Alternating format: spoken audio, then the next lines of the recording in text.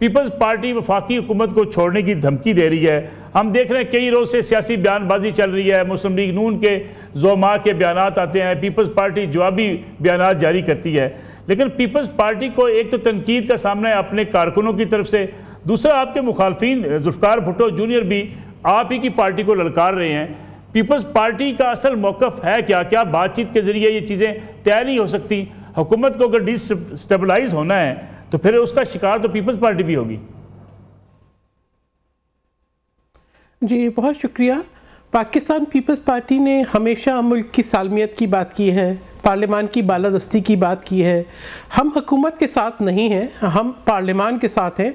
हाँ, हुकूमत हमारे जो है वोटों पे और हमारे सहारे, तो ये देखें जो मिनिस्टर ऑफ स्टेट्स हैं, आप पार्लियामानी सेक्रेटरीज देखें, आप PMLN और उनकी वो जमातें एलाइड पार्टीज़ जो कि उनके साथ शेयर कर रही हैं काबीना, आप उनका नंबर देखें, वज़ीर आज़म को मिलाएं, 90 के करीब लोग बन जाते हैं।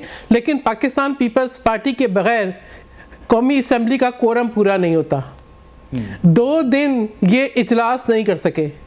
इनकी गैर संजीदगी का ये आलम है कि यौम दस्तूर पे भी पार्लियामेंट से इनके वज़रा और इनके मेंबरान गैर हाजिर थे। तो देखिए बात यह है कि पाकिस्तान पीपल्स पार्टी ने जमहूरियत के लिए कुर्बानियाँ दी हैं।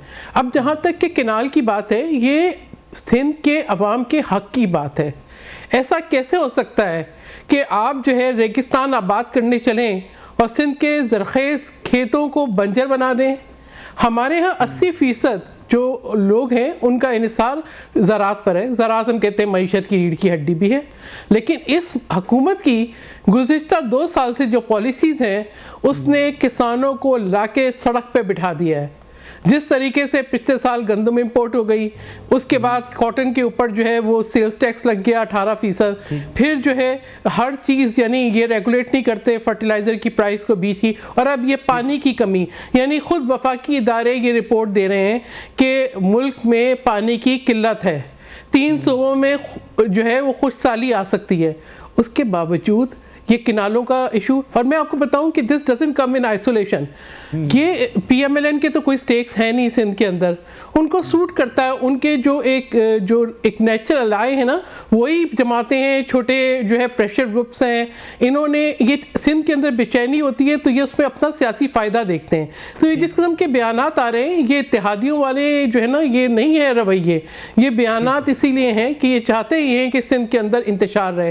देखिए पहले आपके 2 सूबों को आप देखें कि बलूचिस्तान के क्या हालात हैं, KP के क्या हालात हैं। अब आप सिंध के अंदर महरूमियों का एहसास पैदा कर रहे हैं। अब आप सिंध के पानी के हक को भी तख्ता-ए-दार पे खड़ा कर रहे हैं। देखिए ये एक बहुत गलत फैसला है। हम तो बातचीत की बात कर रहे हैं। पीपल्स पार्टी 1 साल से मुतालबा कर रही है कि जो मुश्तरका मफादात की कौंसिल का इजलास बुलाया जाए। क्यों नहीं बुलाया जा सकता? क्यों जो है गोल गोल बातें कर रहे हैं? किस बात से इनको खौफ है? मैं आपकी तरफ वापस आता हूं। खेलदास कोस्तारी साहब, यानी ये क्यों हमने पैनिक क्रिएट किया हुआ है? 2 बड़ी मिच्योर जमातें हैं, सियासी जमातें हैं, पाकिस्तान पीपल्स पार्टी और पाकिस्तान मुस्लिम लीग नवाज हुकूमत में भी हैं, वो आपकी सपोर्ट कर रहे हैं जिसकी वजह से आपकी हुकूमत कायम है। लेकिन आम आदमी जो है वो परेशानी का शिकार होता है जब इतनी सूरत हाल ऐसी होती है कि सियासी बेचैनी बढ़ती है, क्लैश बढ़ता है, हुकूमत आने और जाने की बातें होती हैं। क्या ये मामलात बैठ के तय नहीं हो सकते? अगर मुश्तरका मुफादात कौंसिल के इजलास की बात पीपल्स पार्टी करती है तो ये मान लेनी चाहिए। मलक साहब, मैं आपको बताऊं, जो पीपल्स पार्टी और PMLN की लीडरशिप तक जो बात है, यहाँ वफाकी हुकूमत और सूबाई हुकूमत, यहाँ पीपल्स पार्टी की क़यादत की बात है, उसमें कोई ऐसा माहौल नहीं है। अगर होता तो 4 अप्रैल को ये सब लोग जो है ना, कुछ एंकर और कुछ यूटर ये कह रहे थे कि पीपल्स पार्टी अलहदगी का ऐलान करेंगी, बिलावल भुट्टो साहब ये बात करेंगे।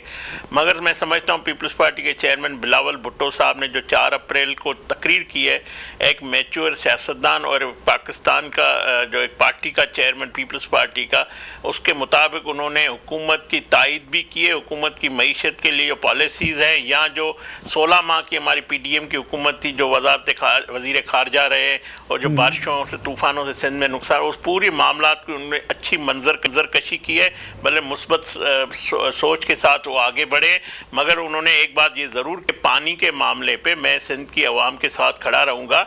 जो बात उन्होंने जमहूरी अंदाज से की है, तो मैं समझता हूँ दोनों तरफ से ये जो बयानात आते हैं, तल्ख बयानात दोनों पार्टियों के, सिर्फ ये नहीं कि पीएमएलएन की एक हमारी वजीर इत्तलात पंजाब ने एक लाइन बोल दी, उस पर पूरी मतलब पूरा उसको तनकीद का तोपों का, हालांकि सिंध में पीपल्स पार्टी के जलसों पे हमारे खिलाफ नारे लगे हैं, मगर हम तल्खियां बढ़ाने नहीं चाहते। सिंध की आवाम जो है उस मौक़िफ़ और पीपल्स पार्टी कोस्तानी साहब तल्खियां ना बढ़ाएं, मामला तय कर लेना, टेबल पे बैठ जाएं, तल्खियां ना बढ़ाएं, लेकिन चीजें सेटल डाउन तो करें। मलक साहब मैं यही बता रहा हूँ कि वज़ीर आज़म शहबाज शरीफ साहब का ईद से पहले पीपल्स पार्टी की क़यादत से सीनियर लीडरशिप से मुलाकात हुई है, और जो 7 अप्रैल को कौमी असम्बली का इजलास था, मैं खुद मौजूद था।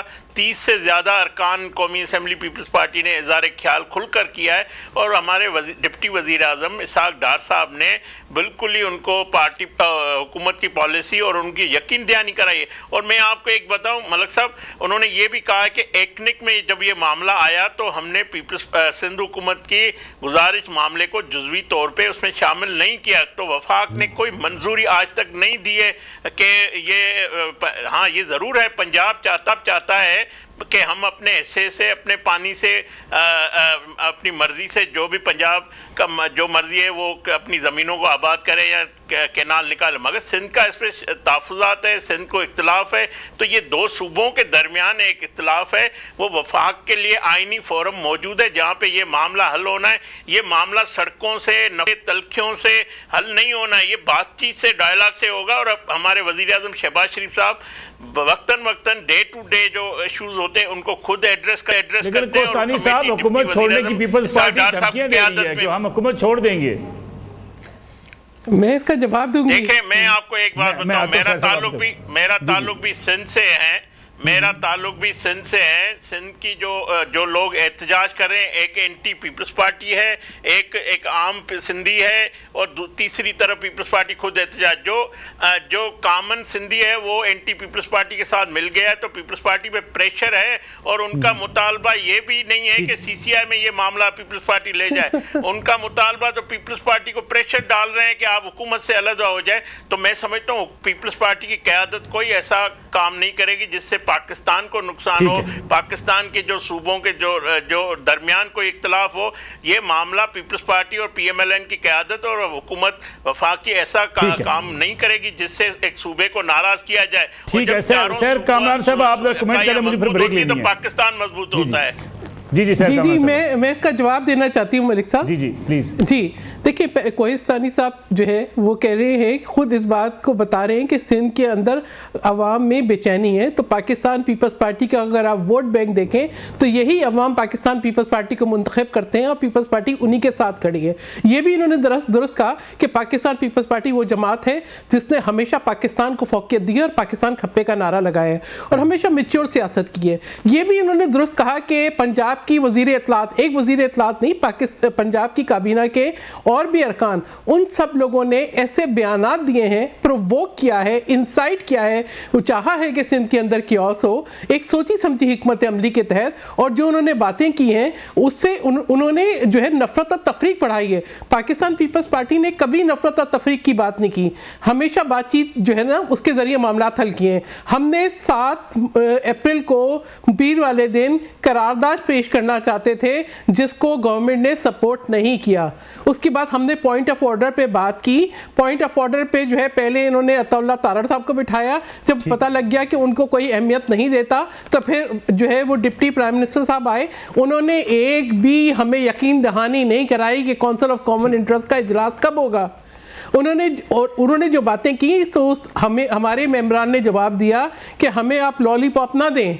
मैं तो कहती हूँ लॉलीपॉप भी नहीं था, कोनीन की गोलियां थी, इसलिए कि जो चीज़ हमारे जो है इशू को एड्रेस ना करे वो जो है बेहतरी नहीं ला सकती। आप देखें हालात क्या हैं इस हुकूमत के, आप नाजो अंदाज देखें, आप इसकी अदाएं देखें कि आप ये देखें कि जो स्टेट की रिसोर्सेज हैं आप सिर्फ एक सूबे पे बात करना चाहते हैं। आप ये देखें कि जब आप कहते हैं कि जी हमने सरगोदा में जो ना मोटरवे जो है वो उसके लिए फंड्स एलोकेट कर दिए, हैदराबाद कराची की मोटरवे जो है वो कब से पेंडिंग है।